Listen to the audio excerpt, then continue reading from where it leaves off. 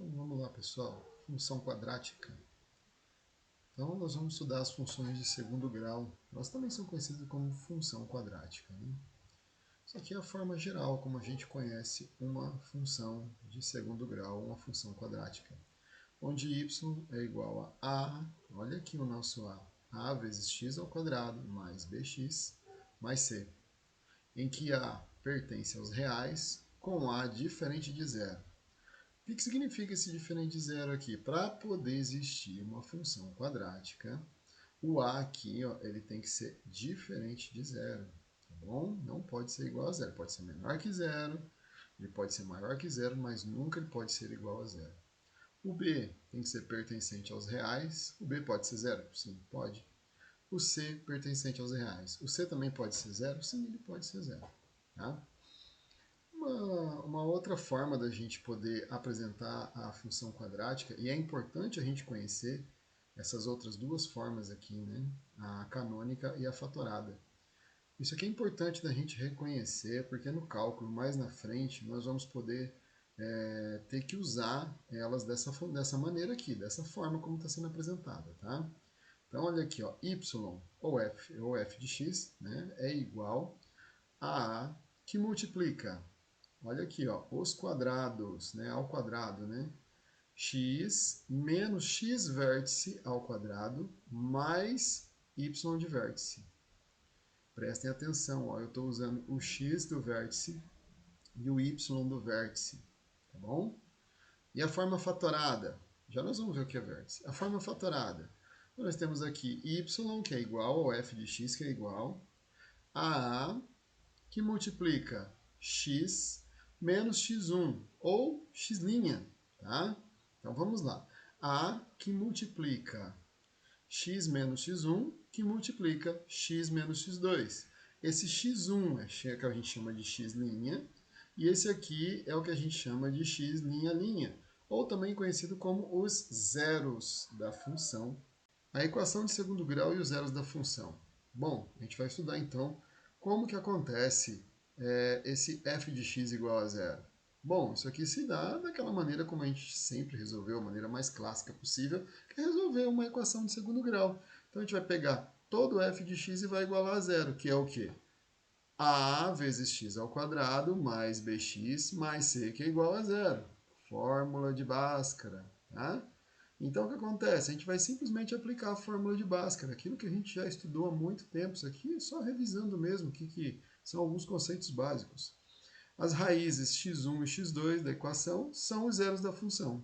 E como é que é o comportamento desse zero dessa função? Bom, vamos lá então. Tudo funciona através do delta, tá?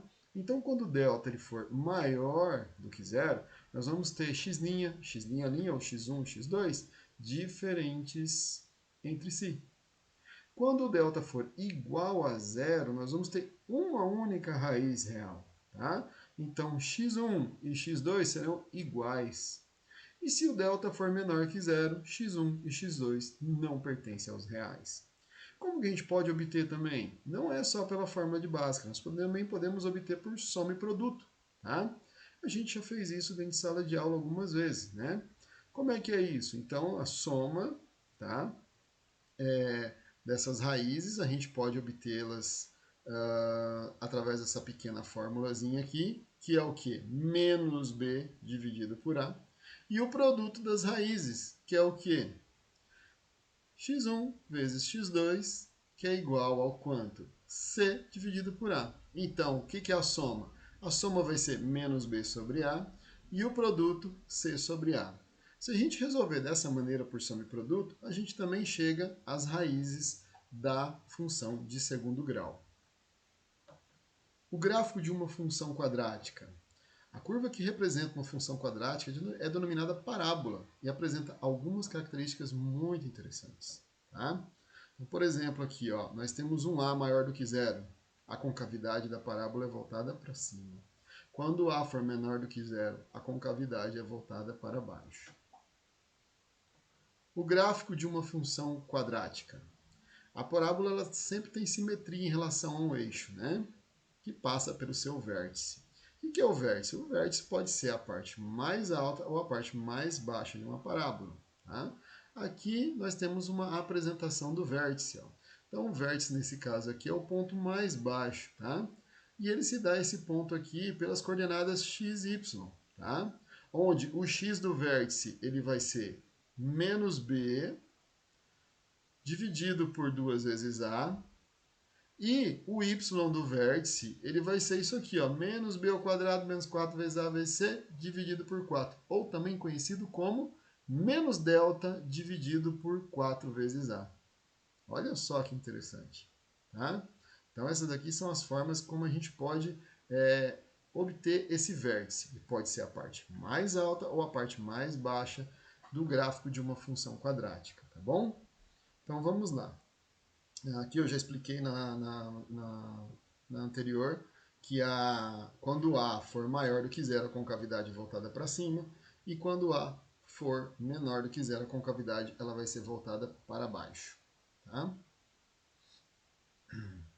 Para elaborar um gráfico, é necessário determinar, primeiro, a concavidade da parábola. Ele vai ser para cima ou para baixo? Depois nós vamos determinar o quê? As raízes da função. Tá? Quando elas existirem, é claro, né? E o ponto C, né? O que é o C? O C é a parte do gráfico que corta o eixo Y. Então, aquele C que a gente vê lá na fórmula de uma função de segundo grau, aquele C lá nada mais é do que a parte que corta o eixo Y.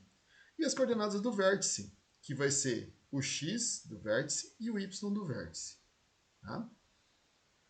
O esboço do gráfico de uma função quadrática. Bem simples, isso aqui é só para a gente ter uma ideia de como é que vai funcionar o comportamento. Né? Toda vez que o delta ele for maior do que zero, nesse caso aqui, ó, nós temos duas raízes reais, ó, x1 e x2, também conhecido como x', x''. Esse aqui é o C, onde corta, intercepta o eixo Y, e isso aqui vai ser o nosso vértice, tá bom?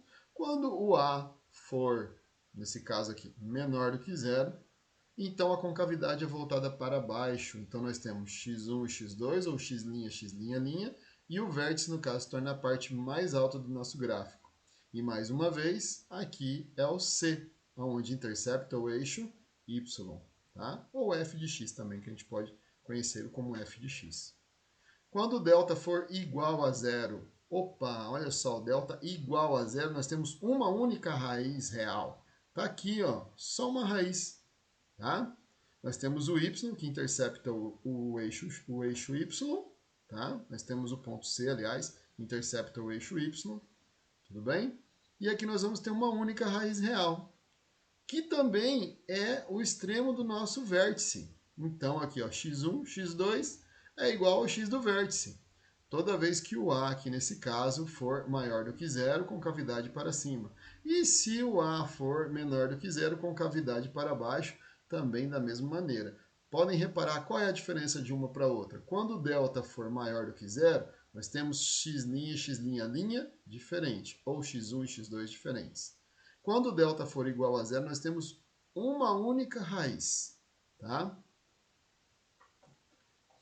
Para delta, aqui nesse caso, ó, ele for menor do que zero, notem que ele não intercepta em local nenhum o eixo x.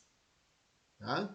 Concavidade voltada para cima quando A for positivo, concavidade voltada para baixo quando A for negativo, ou seja, quando A for maior do que zero para cima, quando A for menor do que zero para baixo.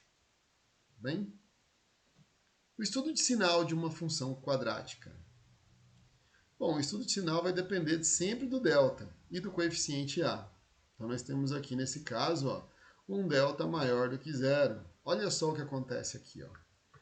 Todo o y aqui, que eu for colocar qualquer ponto aqui para cima desse local aqui, o y será positivo, tanto para um lado quanto para o outro.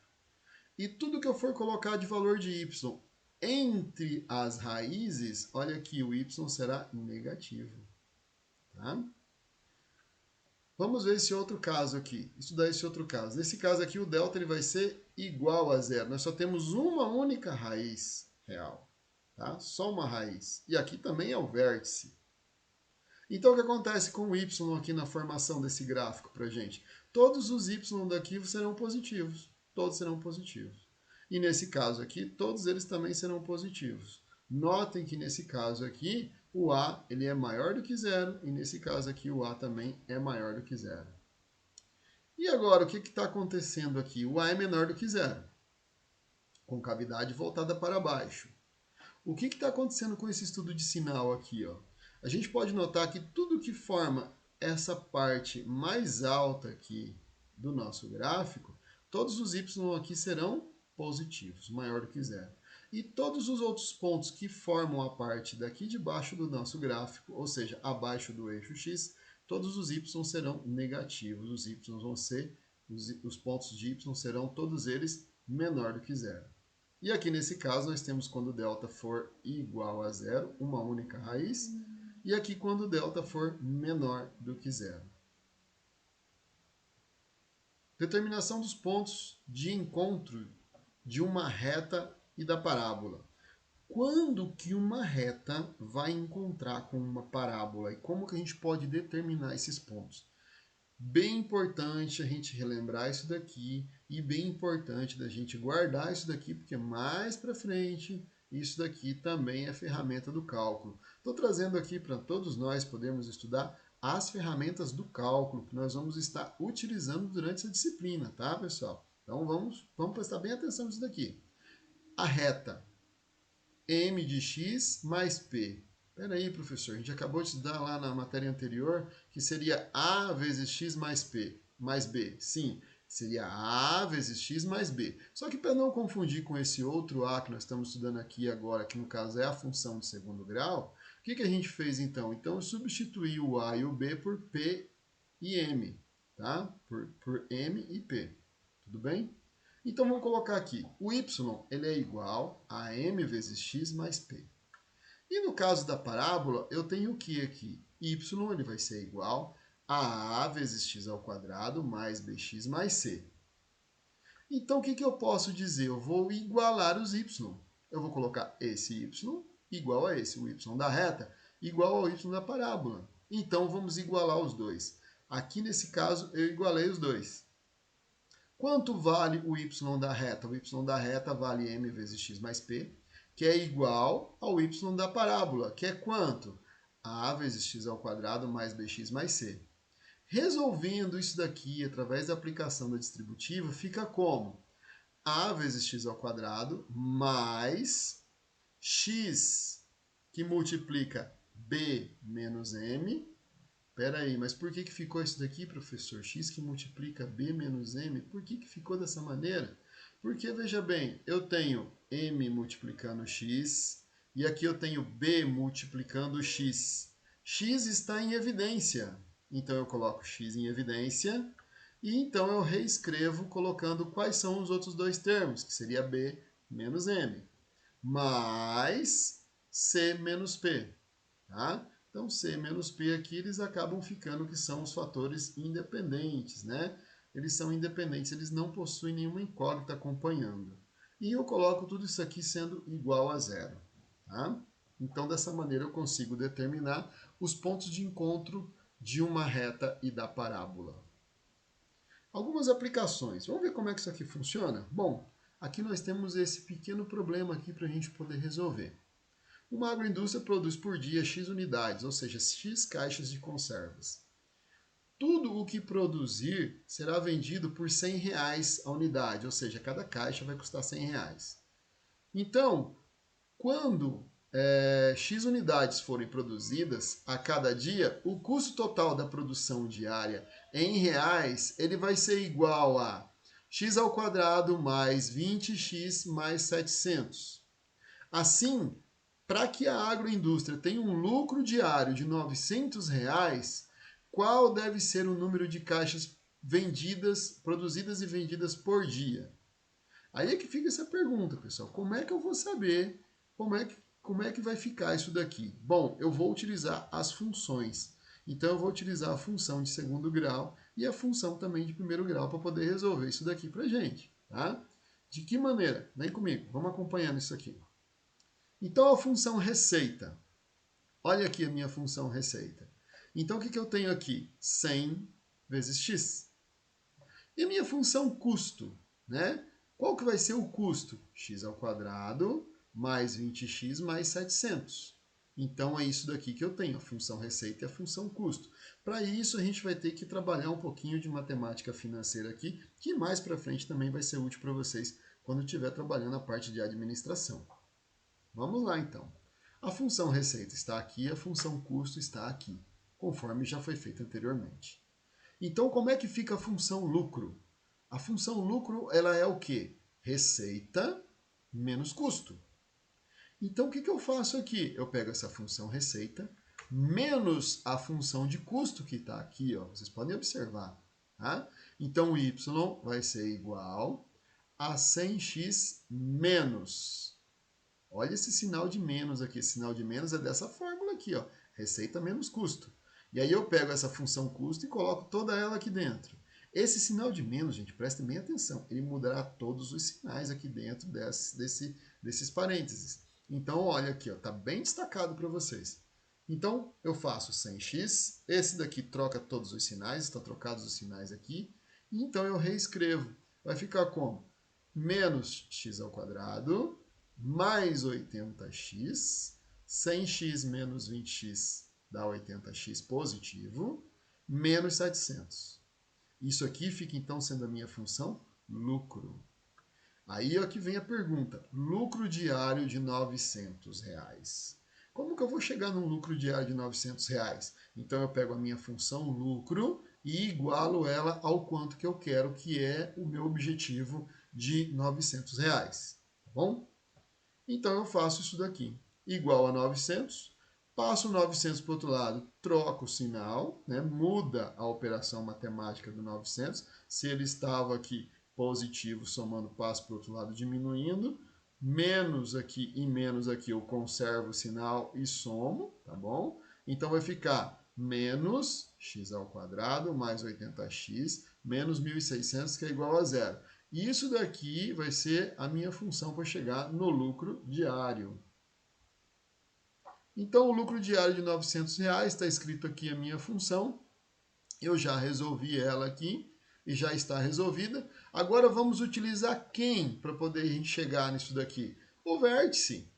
Então, mais uma vez, olha só que ferramenta importante o vértice da parábola, tá? Então, nós vamos utilizar o x do vértice para a gente poder chegar a saber qual é essa quantidade que a gente vai ter que produzir de caixas visando um lucro de R$900.